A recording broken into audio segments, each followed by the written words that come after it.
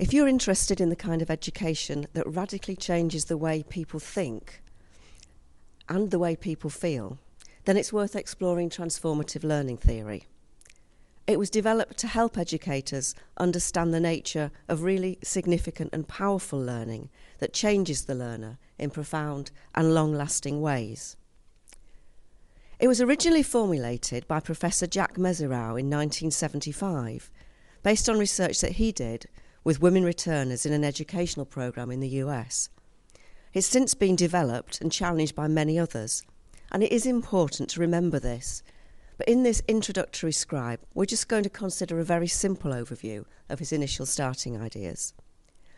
Everyone has a set of meaning perspectives that they develop as a result of their upbringing and experiences.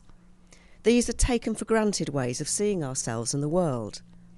We're rarely fully conscious of them, and we tend to think that they simply represent the way things are.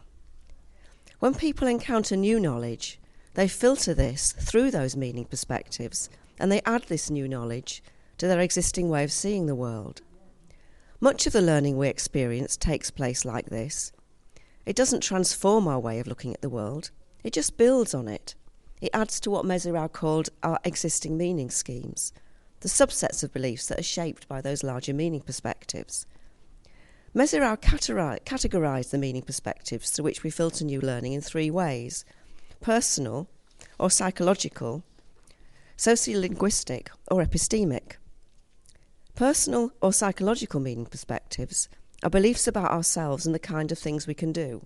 So, I'm not the kind of person who can do this, or it would be wrong of me to do that. Sociocultural or sociolinguistic meaning perspectives are what we believe about the world, society and the way it's organised. For example, our beliefs about class, race, gender, economics.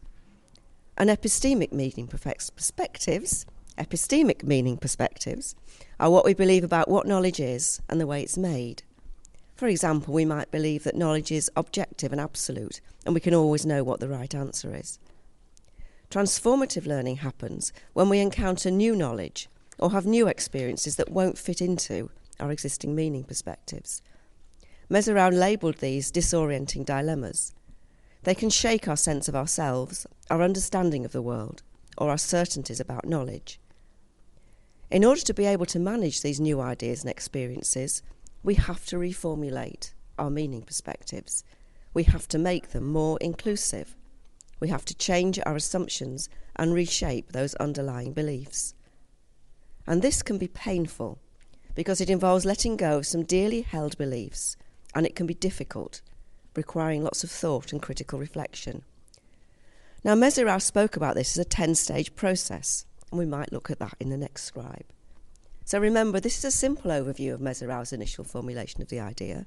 Later scholars have developed the model to take account of learning in relation to others, of feminist critiques, of critical social theory, emotional, affective and subconscious dimensions of learning.